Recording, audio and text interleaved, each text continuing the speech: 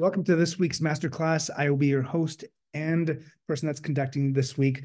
I am Nazar, and welcome everybody to this live session. And then those who are listening to it afterwards, please, if you have any comments, please post them below wherever you're watching or listening to this. All right, so this week we're going to be talking about objection handling, and more specifically, commission objection handling, because I feel like that's a topic that has been asked about, and so we're going to be discussing that. So today we're going to be doing more role play style. Role playing is very, very important. I think people miss the opportunity. As real estate agents, we have this mindset that, oh, well, I'm really good with people, and I enjoy looking at homes, I enjoy showing you properties, and therefore I'm going to be a good agent. That's a massive false, concept, right? That doesn't exist. What ends up happening is that over time, agents practice on their clients and therefore get better as time goes by. But those that are smart, those that really want to escalate their capacity of being a good sales agent, practice.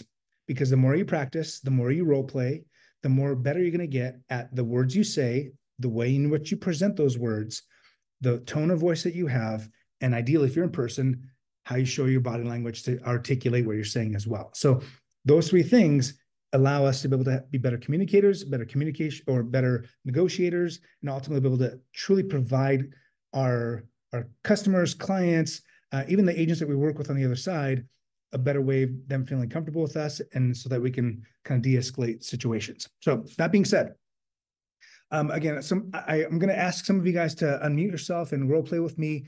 Ginger, I'll pick on you since I think this is your first time here, if I'm not mistaken. So it is in the hot seat. nice.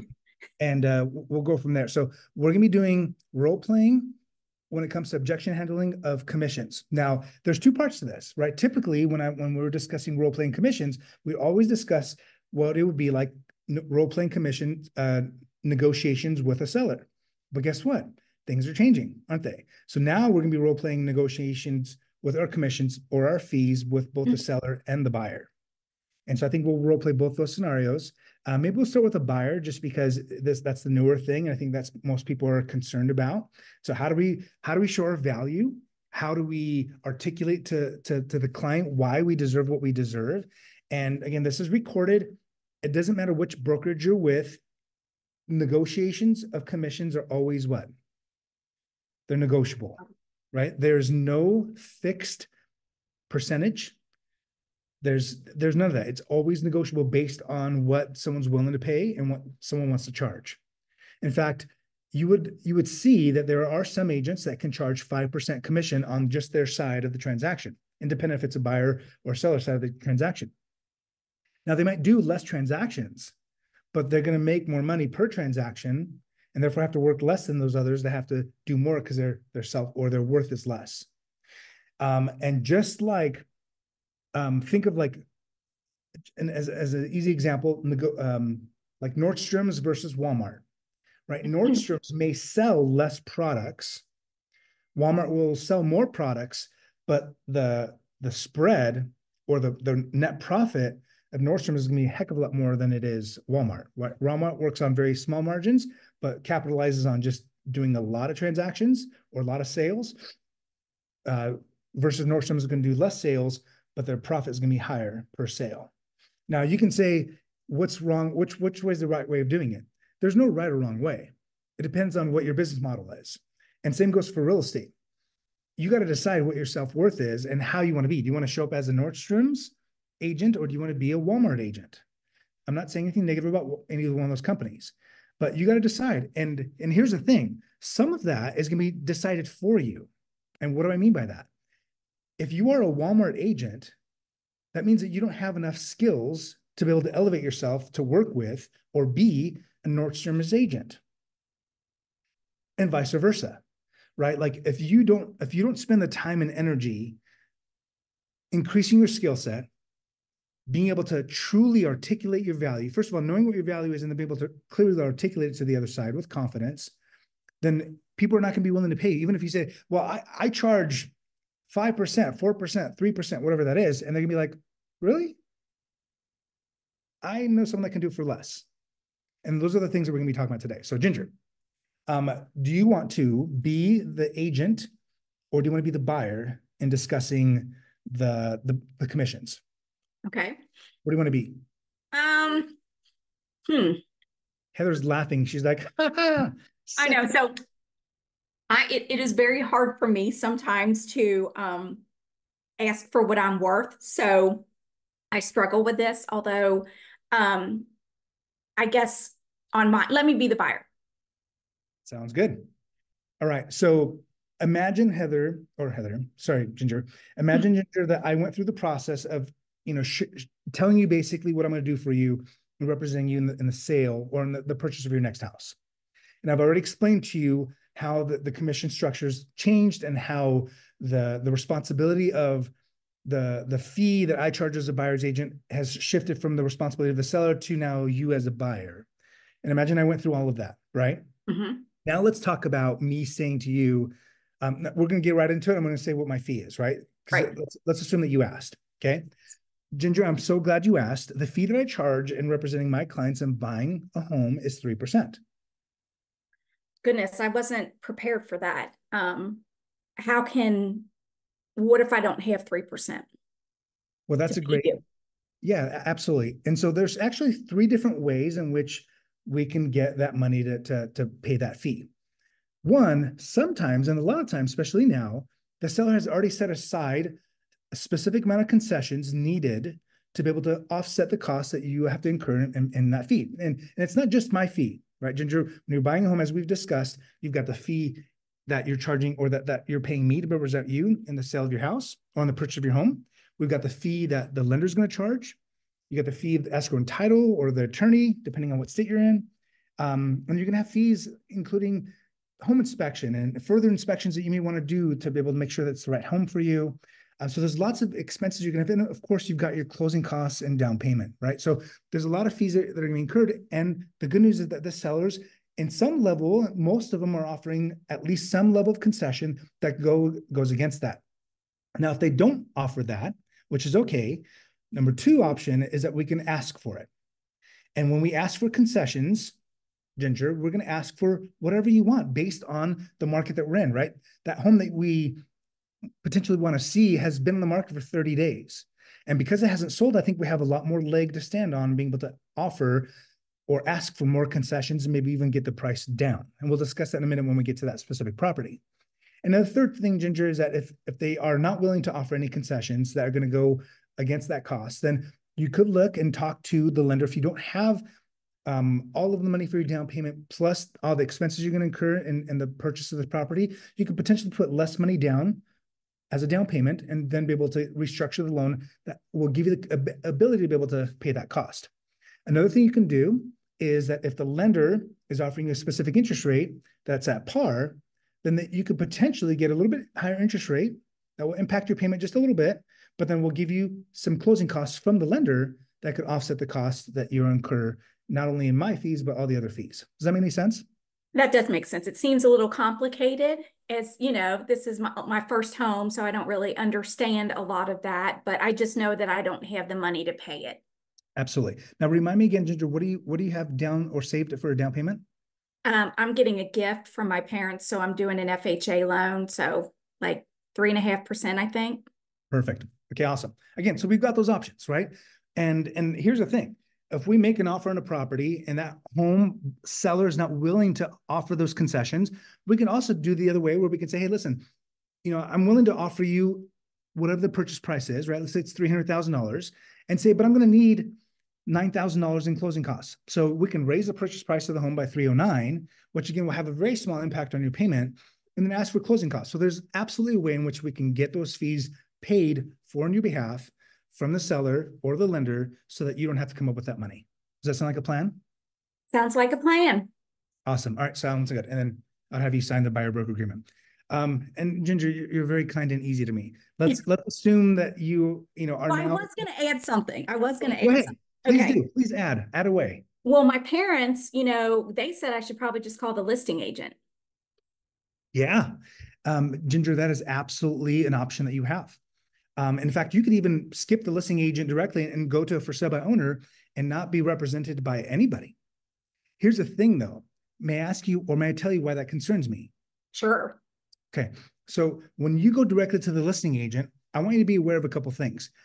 a lot of buyers, especially first-time home buyers, have this misconception that when they go to a listing agent, that they're going to be able to save that money on the commissions. But here's the thing, there's no free lunch, right? You've heard that expression. And so when that listing agent is obviously representing the seller and is getting paid by the seller, now has to represent you in the purchase of that home too, then they're going to charge the seller or you a fee to represent you in the purchase of that home. True. So either it be them representing you or me representing you, it's one of the same. And you know what's interesting, Ginger, is that if you were to go to this listing agent, and let's say for whatever reason he was willing to offer you some level of a discount, right? Because that's something that people could hope for, because he'd be representing both sides, that he'd give you some type of a discount. Here's the thing. I don't know if you've ever had, been through a divorce or known anybody that has been through a divorce. In most states, the attorney that's representing one of the parties, that cannot represent the other party. Were you aware of that? And do you know why, Ginger, that attorneys are not allowed to represent both of the people that are getting a divorce? Well, somebody's going to lose on one side or the other. So you can't truly you cannot properly be representing both parties. So. There's no way, right? There's absolutely no way, because that one buyer or the one person is going to want everything under the sun, and so is the other person. And in this case, when you're buying a home, you as a buyer are going to want the very best deal possible, not only the price, but the terms, because those are just as important. And then this listing agent that's representing the seller is going to want what? Same thing. The complete opposite, right? Well, right. They're going to want their best, right? That's right. They're going to want what's best for their seller. And so, Ginger, you'll notice that in this purchase, right, especially since you're buying a home for the first time, do you really want the person that is hired to do what's best for the seller to also work for you? Absolutely not. Yeah. I mean, at the end of the day, if you think about it, even if you saved yourself 0.5% or 1%, at the end of the day, is it really worth it? Because if they're going to work for the seller exclusively, they're not going to be looking at your best interest. And in fact, it's not only the purchase price, Ginger, it's the terms of the contract. And then guess what? Negotiations don't stop there, because as soon as we open escrow, there are specific timelines that need to be met. There are inspections that need to be done, appraisals that need to be done, lots of different things that need to go along the way before the purchase is complete, including working with the lenders and the attorneys and the title companies and escrow companies. All these people all need to be orchestrated and work. And again, the seller's going to want, and the seller's hire an agent as a bulldog to represent them every single step of the way. And you need that proper representation. Do you agree with me? I do agree. My parents are stupid. Well, I mean, honestly, they're not stupid. They're really trying to do what's best for you. And I absolutely understand. And guess what? If I was doing the same thing, I would guess the same thing. But I have literally sold, as me, my team and I have sold thousands of homes, and we know the process. And obviously you're going to want someone that has the experience, has made all the mistakes, to help you, support you, to be able to make sure that you avoid all those mistakes. Does that make sense? That makes sense. Cool. And then give me a third objection. Oh, I just had it in my brain. Shoot. It left the building. I did have a good one. It left the building. It did. Does anybody else have an objection that they would like to throw we haven't discussed yet? What if the house doesn't appraise? One more time. What if the house doesn't appraise for the escalated offer that you put in to cover the commission? Yeah, so I mean, obviously that's a risk, Ryan, right? So if the home doesn't appraise for the purchase price that we're making an offer on, then that is something that we're going to have to decide in advance what's going to happen, because a couple of things could happen based on how it's written in the contract. So Ryan, it could be where the buyer has to come up with a difference. It could be that the seller comes down, or it could be that we meet in the middle, or that would be a clause in there that would make it to where we don't have to move forward with the purchase of the property and we're able to cancel escrow. In that case, the only thing you're out is potentially home inspection and the appraisal cost. Is that what you're referring to, Ryan? I'm not sure if that was. Yes, sir. Okay. So, and Jesse, this call is recorded and obviously it'll be placed everywhere. So Ginger, do you remember what the objection is that you had? Not yet. Okay, very good. Ooh, Heather's excited. She's got an objection. What is that, Heather? I pose one.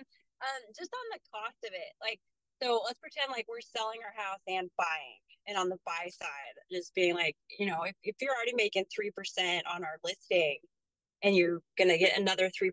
I mean, we did a whole bunch of renovations to the house. We spent the whole year flipping it, and then you're going to make just as much money as we did doing all the work. So that just seems really steep. It does seem steep, and I totally understand where you're coming from.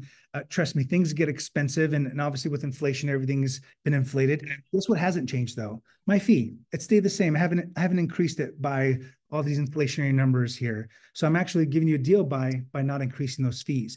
In fact, I haven't raised my fees in several years. So, and you know, lots of people understand that it is expensive, but there is a cost in doing business. Think of it this way, Heather. You know, I know that, you know, obviously we'll be representing you in the sale of your house and the purchase of a home. Think of it this way. I don't know if you've ever been to the hair salon before. And let's say you went to the hair salon and you were going to get your hair cut. And then when you were there, you said, hey, listen, since I'm here, can you also do like highlights? Now, would your hairstylist say, oh, totally, since you're here, I'll just do it for free? Or would they potentially charge you for that additional work? They probably just charge what they charge. Yeah. And in fact, they might even tell you, hey, gosh, I can't do it because I don't have the time. But if they did have the time, they would say, hey, this is what my expenses, or this is what my fee is. And, you know, even though I'm representing you in the sale of your house and the purchase of your home or purchase of your next house, I am actually doing two separate jobs. Does that make any sense? Yeah, that makes sense. On the inflation thing, I like the point, but also like the cost of homes have gone up almost doubled. So in a way, you are kind of making more money, right? Well, guess what? My expenses have also gone up by double.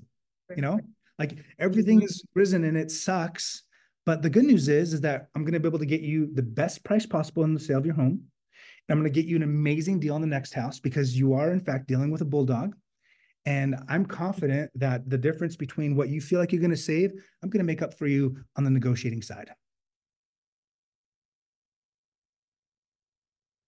You ready to put me to work, Heather? Ooh, I think she froze. Okay, so it looks like she froze. Okay, I think either she's stunned or she froze, one of the two. So moving forward, there's one objection that I haven't heard yet that I'm pretty anxious about. I don't know why people haven't brought that up yet. And it's something that's coming down the pike. So if you're not used to getting this objection with buyers, you're going to get that moving forward. Can anyone guess what that could be? Waiting until rates come down.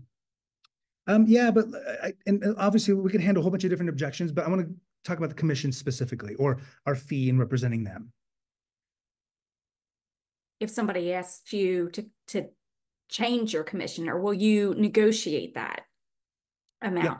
So another way of saying that, Ginger, is saying, hey, listen, I am in the process of interviewing 3 agents for the job of helping me buy my next house. Has anyone heard that before yet? Has anyone heard that? Has anyone been told, hey, I'm looking at buying a home and I'm going to interview 3 agents for the job of representing me in the purchase of my next property? Not yet, right? It's not commonplace right now. Chris, you did? I had 2 on my first one with Tessa. They already had interviewed a first agent first, and then they came in at the full 5%. So then we kind of negotiated and said, you know what? They came in at a low price at 500,000. We came up and said that, you know, we could start it at 518,888. Hold on. Chris, are you referring to?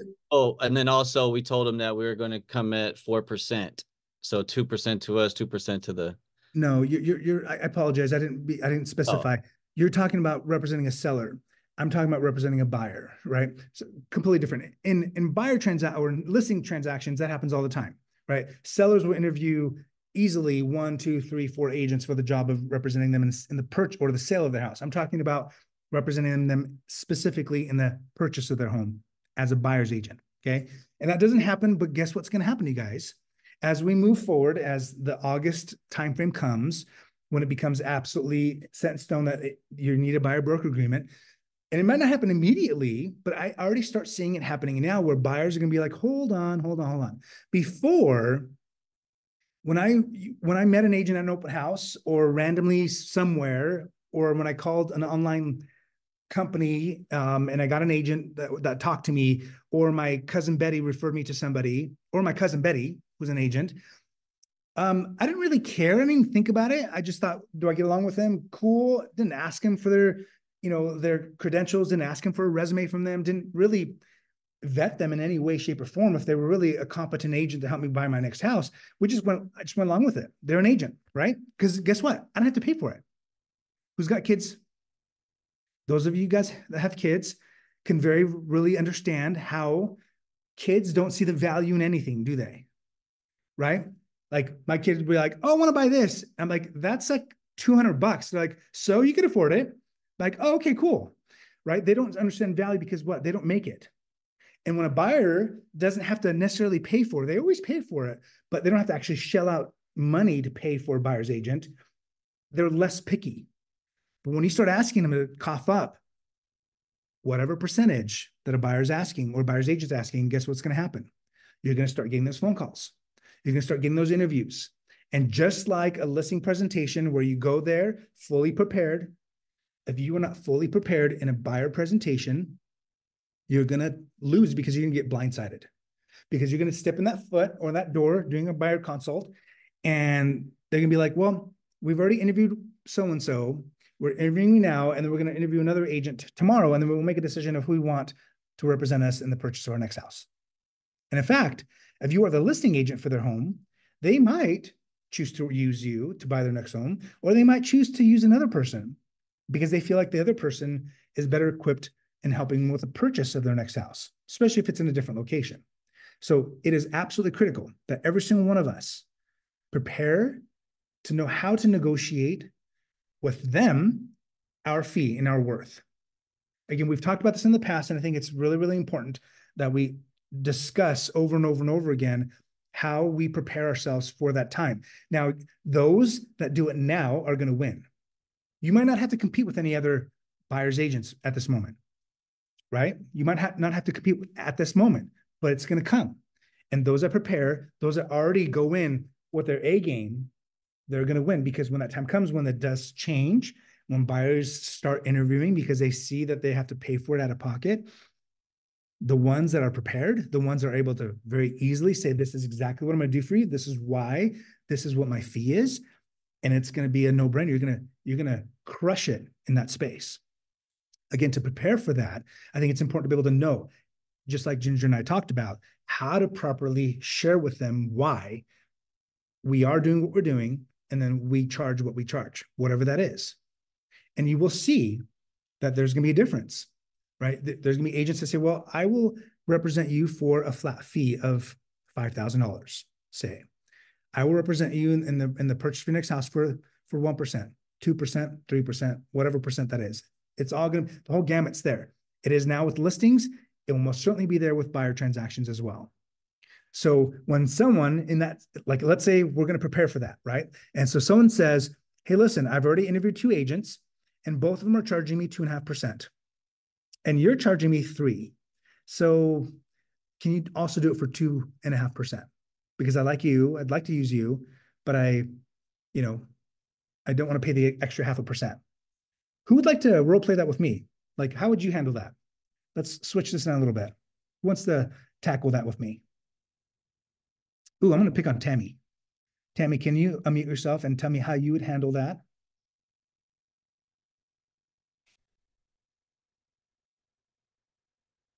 There you go. I would ask the buyer to, come into the office. Let's sit down. Let's go over, the values that myself and our team can bring to you in the transaction, and walk through, the process and what this means to you from start to finish, and what we're going to do to represent you during that time. Sure. So let's say you've done all that. I'm in your office. You've already done your whole dog and pony show. And then I say, hey, that's great. Tammy, I love, you, and I love your team and everything you've told me that you're going to do for me and helping me buy my next house. But these other 2 agents were offering less. And so, can you match that? What I would say is, when you met with the other 2 agents, what did they provide to you in the value they were going to, to do for their services for you and their representation? Well, Tammy, let's go ahead and role play. Okay. Obviously I met with them and they kind of said similar things that you're saying. They said they're going to negotiate well, and that they're going to, show me all the properties I want to see, and be able to help me walk me through the process of buying. And, they said they've got some contractors they can connect me with if I need any repairs or whatever. So it's kind of the same, I'm hearing the same thing from all of you guys. I mean, I kind of just like you more, and I think you're a little bit more experienced, but other than that, 0.5% is 0.5%. I'm buying a home for $500,000. So, $2,500 is $2,500. So are you willing to lower your fee down to 2.5% so we can work together? Well, Nazar, the first thing that I would like to tell you is that, my goal is to collect that fee from the seller and not have you have to put out the extra percentage. And in the event that I cannot collect it from the seller, or we cannot do something with your lender to where you wouldn't experience any more than that 2.5%, at that time, I would say, we could work with that. Okay, so because I mean, at the end of the day, like if you're able to negotiate more than 2.5%, then obviously I'd love that, the 0.5% towards my additional closing costs, because I have a lot, right? So I'm just kind of looking for someone that's going to say, yes, I'm gonna charge this fee, and then hopefully actually negotiate more than 2.5% from the seller, so that I don't have to come out of that pocket, and then of course I can get my additional expenses covered, because coming up with 15% is a lot of money.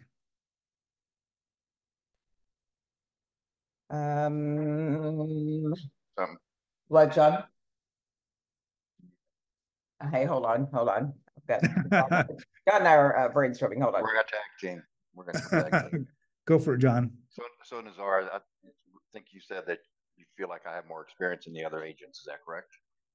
Yeah, obviously I've enjoyed both meeting you and Tammy, and I think you guys can, do a good job of helping us buy our house. Okay, so I appreciate that. And so based on that, and it's a half a percent we're talking about here, right? Mm-hmm. So if you were gonna have brain surgery and you had two surgeons, one had more experience than the other, and you felt better about the one, would you go to the one you didn't like as much for 0.5%? No, I wouldn't. I'd go to the one that has more experience. Obviously, this isn't brain surgery, but it's a pretty big deal. I mean, do you feel more comfortable going with somebody you don't feel as good about, or somebody that you feel confident is going to look out for your best interests, is going to provide the best services, is going to do everything possible to help make this a smooth transaction based on these years of experience that we have here? Yeah, I mean, honestly, John, like the other two, people said kind of similar things, and they do have experience. They're not brand new agents, but yeah, I don't know. Maybe I just have to think about it for a little bit. Yeah, how long do you need? Yeah, I got 5 minutes or so. Timer. Yeah, let me sleep on it, and I'll get back to you guys tomorrow if that's okay. Okay, so what would make you understand? I shouldn't say understand. What would make you comfortable knowing then that this is the right decision for you moving forward? I must not have answered some questions in your mind. I mean, at the end of the day, like I guess I understand what you're saying, and yes, I want to use the best person for helping me buy my next house. I just have to sleep on it for a minute and think, if I'm comfortable paying that additional fee, and if I am, then I'll use you guys. If not, then I'll be upfront and let you know that. Sure. Hey, Nazar, what do you do? Just curious. What do you do for a living? I'm a mechanic. Yeah, and do you charge the cheapest prices? No, but we're pretty fair. Yeah, I get fair. So, I mean, do you feel like people who are charging a cheaper price than you do would be a good option for somebody with a Cadillac? I mean, I guess if they're desperate, but Nazar, yeah, someone can't. Are you desperate? No, I'm not a desperate mechanic. Okay, no. All right. No, I mean, I don't mean desperate. I mean, you're a desperate home buyer. Oh, no, I was referring to, agents. If they're desperate, they'll do it. Okay. Well, then, yeah, they may be desperate. So why don't we just go ahead and sign this thing? Let's get moving forward today. We'll get started. All right. You know what? I really like how because if you're gonna be like this with me, then I think you're gonna probably do this with on my behalf. So I want someone like that to work beside me. So let's go. Let's do it. Do it. All right. Thanks, John. You just got tired of me beating you up. Huh? You guys, there's different, types of personalities, right? If you're dealing with someone that is more like a driver like me, I'm going to push a little bit more. If you are someone that's amiable, they'll just tell you what you want to hear, and then they'll just do something else afterwards, right? And expressive might just talk your ear off for a little bit. But at the end of the day, I think it's important to be able to have really good examples, really good analogies, and really concrete, information that you can provide them that is going to allow them to feel comfortable with you. And a lot of times, it's not even the words you're saying, it's how you're saying it. It's the confidence that you exude that's going to make them actually feel it, right? If you say, I'm a better negotiator, I'm really good, yeah. But like, use examples, right? Don't be afraid to say, hey, listen, last week, and then give an example. Say, I helped this client that had the same type of concern to you. They were concerned about, the fee that I was charging was a little bit more than that someone else was. But guess what happened? We were able to go see these properties, and then I was able to negotiate $5,000 more than they would have otherwise had. And so even though I charged them $2.5, or charge them $2,500 more, I made them an extra $2,500. And so you can see from that, and multiple examples I can provide you as my team, we are able to provide, like, think of it this way. I don't know if you have any employees or not, but if you have an employee, I would ask you what you did for work as well, John, just like you did. And if they had any employees, I would say this, hey, listen, if you have an employee that costs you money, like, do you want to continue having them as an employee? Like, every single employee that you have should actually make you money, right? And so as an agent, you shouldn't look at my fee as an expense. You should look at my fee as an investment in getting you what you want. Right? Because a lot of these agents that I deal with, they're liabilities. They are an expense. They're not even worth the whatever percent they charge. Does that make sense? And I don't mean to sound disparaging, but the barrier of entry into our industry is very, very low. It's very low.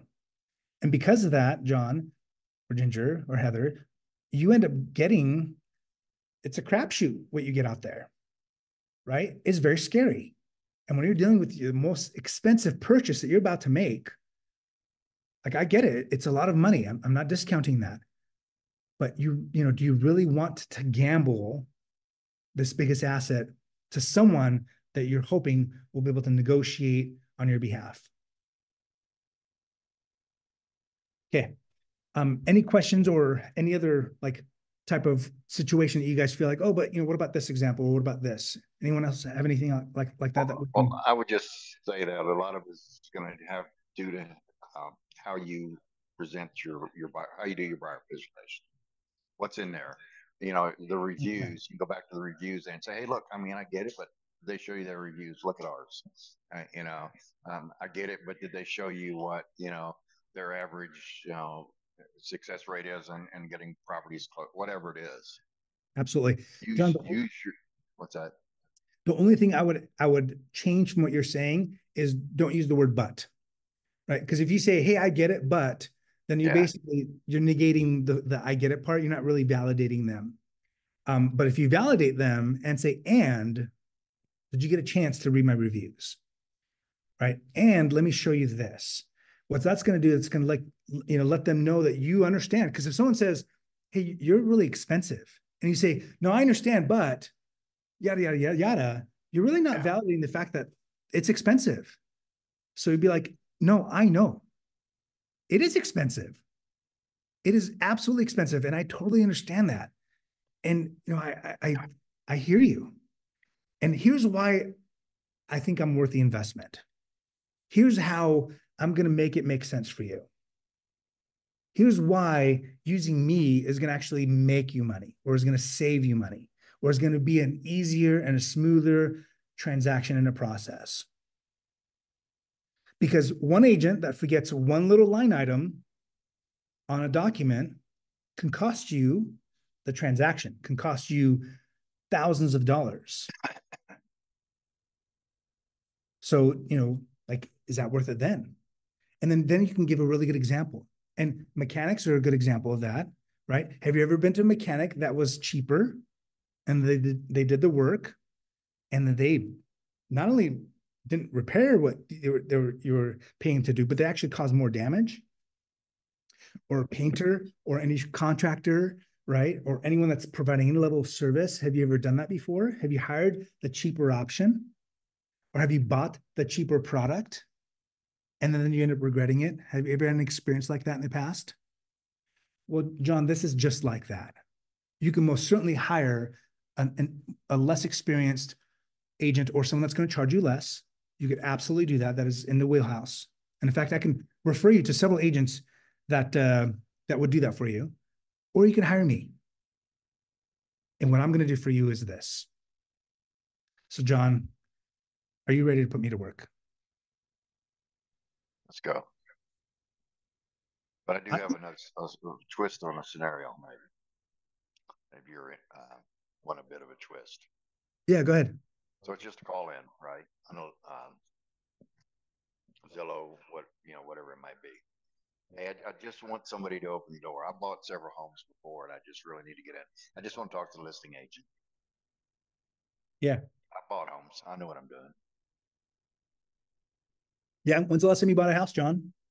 About 3 years ago. 3 years ago. Tell me about that experience. How was that? It was fine. Everything went well. I had an agent, but they didn't do anything. I pretty much had to take care of everything. So I figured I can do it myself, no problem. Man, I am so sorry you had a bad experience last time. And I don't fault you, honestly. I don't fault you for, feeling like you can do it better yourself. Because if you had an agent that wasn't really experienced or wasn't able to provide you the value you deserve, then I hear you. And John, the only concern I have is that if you go directly to the listing agent, what are you planning on accomplishing with that? Well, I mean, frankly, I think I'll save in the price. I'll had to pay less because they're only going to pay the listing agent. Yeah, and how do you believe that that's going to happen? How do you think that they're going to save you money by going directly to them? Well, they don't have to pay another agent. I mean, I know that, buyers or sellers don't have to pay buyers agents anymore as it is, but I think a lot of them still are kind of, planning on doing that to get their home sold. So if they don't have that to do, then I'm going to save them, a chunk of money, and I should be able to buy the house for less. Yeah, no, that's a valid point. Unfortunately, it's a misconception that a lot of people have out there. May I explain why or how it actually work if you went directly to the listing agent? Sure. Go ahead.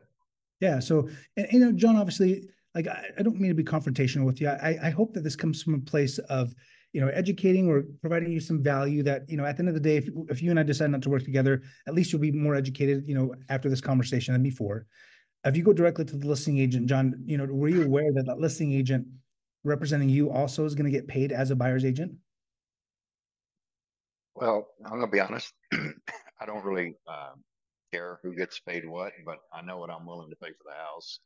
Sure. And if I pay that, then I think the agent will probably do everything they can to put it together, whether that means cutting their commission. Yeah, no, I hear you. So what about this, John? So I know that you called on Banana Street here. What is that price you want to like walk away with buying that home? I'm not sure I want to disclose that right now, but I'll tell you what okay, so it's listed at 400. I'm willing to give them 375. Okay. So if I'm hearing you correctly, you really don't care who represents what or whom, as long as you get the home for 375, you're good to go. Yeah, I don't care otherwise. Okay, that's fair. And so if I can negotiate the price of the home at 375 for you and provide you with representation and protect your interest, not only the purchase price, but every single step of the way until you close, would that be something that you'd be open-minded to? I mean, I'd be open-minded to it, but I still think I have a better shot of just having the one agent involved. Yeah, but and I hear what you're saying. That's not the experience that I have incurred over and over again. How about we do this? Why don't we go see that house? Let's go take a look at it first. And like, you haven't seen the inside, correct? No, just pictures. Okay, cool. And like, we go there and you might say, holy crap, this is a hole in the wall. I'm not even willing to pay 300 for this house, right? So why don't we go take a look at this home first and see if that's, still a home that you're willing to pay 375 for. And if you are, then I will absolutely fight for you to get you that price. You want to see it And today at 4 o'clock or 5? yeah. And what if you can't get that price from me? What if My I can't get the obligation price to for you? Then I will let you know exactly what price the seller is willing to sell it for. Okay, I guess it won't hurt. We can go take a look at it. Yeah, John, I want you to know, like, I literally have helped thousands of homes, or I've helped thousands of clients buy and sell real estate. And there's some weight to that, right? I have a lot of experience that can offer you. And even though you've bought a home in the past and you've had a bad experience, and I'm really sorry, not all realtors are the same. And I'm confident that once you meet with me and you see how I'm going to help you buy this house, that you're going to feel comfortable and confident that I'm the right person for the job of helping you buy your next house. Okay, Nazar, it sounds great. Let's go take a look at it. Cool. Let's go see it at 5. How was that? Any thoughts, feedback? I have some. Okay, please do, Ginger. Yes. So, I've been doing this a long time. And I also think there's buyers you don't want. And I think that the more you complicate it, the more you complicate it. And, you could, even if we're putting our fee up front, you could work with these people for 6 months and they could decide they want to rent some more. So I think you have to pick, and once you've been doing this a while, you can sniff out typically the ones that are going to be, and when you go see an attorney, when you go see a doctor, when you go see a bank, they don't go fall over themselves telling you or trying to get them to use you. You offer a professional service. You need to be proud of that. If they don't want it, or if you can already tell they're going to be difficult, you know what? You need to focus your time on getting a better buyer. That's just my opinion. Sure. And Heather, sometimes that sentiment is absolutely true. Some people have that fear, like, oh my gosh, I don't have a lot of business, so like I gotta take what I can get. However, if you know your self-worth and you're willing to put in the work, you can go get another client, right? There's always enough people out there. However, if you're like me and you're glutton for punishment, I love a good challenge. I love working with people that say, oh, really? You think I'm a door opener? Okay, cool. Well, let me go open this door for you and then we'll talk. Right? Like, I want to be able to get in front of them and be like, here's why you weren't going to use me to buy your next house. Here's why. And at the end of the day, if I meet with them and I decide that you're right, like they are a piece of garbage and we don't get along, they don't have value or respect me in any way, shape, or form, then you're right. It's not healthy for you to be able to move forward with someone that just doesn't have any respect for you. And I've had those clients before. I've absolutely had those clients before. And I don't get upset or frustrated or angry with them. I say, hey, listen, it seems like you don't see the value that I bring to the table. And it's probably my fault for not being able to truly help you understand that. And that's okay. It just seems that we're not a good fit together. So I encourage you to go find another agent that may be a better fit for you in finding your next house. And I wish you all the luck. Thank you so much. Yeah, I love that. Thanks for bringing that to my attention, or bring that up here. Okay, we've got another minute or two to get any other questions or any other objections. I hope that this has been valuable for you guys. I hope that you guys can see, I think more than anything, I want you guys to take 2 things here. Number 1, if you do not practice, if you don't feel that I can like unmute you and have you be just as confident as me in presenting all these things, and you have like that little bit of that fear, please don't call me, then that means that you need to practice more. You guys, we watch, if you guys do, sports or anything for that matter. If you watch plays or sports or someone on TV or whatever it might be, any professional that is as a craft of their sport or a craft of their thing that they do, we just see the tip of the iceberg, right? We see them shooting that free throw when there's hundreds of thousands of fans screaming at them. And even with all that pressure, they're able to just, right, make make the shot or whatever, again, anything, or on stage, or you get the point I'm making. So, but you don't see the tens of thousands of hours they've put into practicing their lines, practicing that shot, practicing whatever that is. And I am confident because I know my own team that's not even paying attention right now, pisses me off. I know my own team doesn't put enough effort into role play.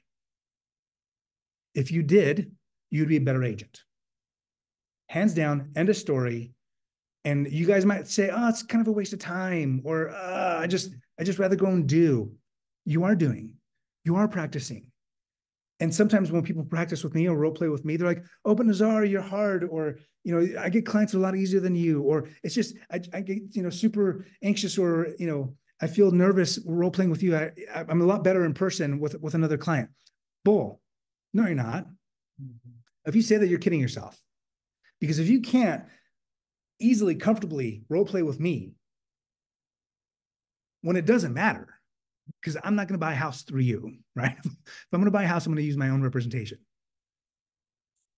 When it counts, when there actually counts, when there's a buyer or seller on the line, on the phone or in person, and if you stutter, and I'm not talking about people that actually have a stuttering problem, but if you just fumble on your words, or if you cannot clearly share with them with confidence and tell them why they need to hire you and your team, or you as an individual, if you're an individual agent, then you're going to lose.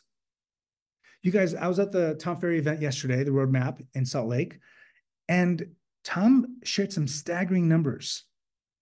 He said that, I might be getting the exact numbers wrong, but he said like out of all of the agents, the 1.5 agents, less than, it was like 4% have listed a property the first quarter of this year. And in fact, Jimmy Mackin said that the number of agents back, I forget what year, I think it was like 2012, were 700,000 or 800,000 agents, or 700,000 agents. Now the agents count as 1.5 million agents, so there's twice as many agents as there was before. And back in 2012, 4 million homes sold. And this year they're projecting 4 million homes sell. So we have twice as many agents, same amount of properties are going to sell this year. And we thought that there's going to be droves of agents leaving the industry. We've found out that that's not the case. They're still there. They're hanging on. At least they have their license active, right, with an MLS. And so it is our responsibility to realize that what worked yesterday, that what worked last year or the year before is not going to work today. And if it is going to work, guess what? If you guys have been around and have been selling homes in 2009 or 7, 8, 9, 10, 11, 12, if you've been around that long, some of you guys probably weren't even probably in diapers back then, but those have been around that sold real estate during that time. Holy crud, it was a fun experience. Not, right? Like we had to work twice as hard for the same amount of pay. It was brutal. And so in this market that we're in, I'm not saying it's as crazy as that in the sense of like, there's a lot more technology, a lot more opportunity, but it's the same as when it comes to your skill set needed to be raised, or you got to do twice as much work. You get to decide. Either you do twice as much work to get the same amount of pay, or you got to level up. And in fact, I would argue that you got to do both. Okay. I appreciate every single one of you. When you guys get on this call, it tells me that you are at least willing to invest in yourself and be able to elevate your skill set. But then hearing it is not enough, right? Now you got to go and do. Now you got to go and practice. Practice in a mirror if you can't find anybody, or there's tons of agents that will, that you can reciprocate back and forth. When I started in this industry, every single day I would get on a call with an agent and we would role play for half hour. It wasn't chit chat. It was like, we'd just go right into the role play, half hour, 15 minutes for her, 15 minutes for me, and then we'd hang up and we'd start our day. I did that for years. Imagine what would happen if you did that for a little bit. Okay, I encourage you guys to do that. I believe in you. I appreciate you. Again, if you guys have any questions, please reach out to me. Those that don't have my cell phone, I'll give it to you. Otherwise, thanks for being here. We'll talk to you guys next week. Have an amazing day.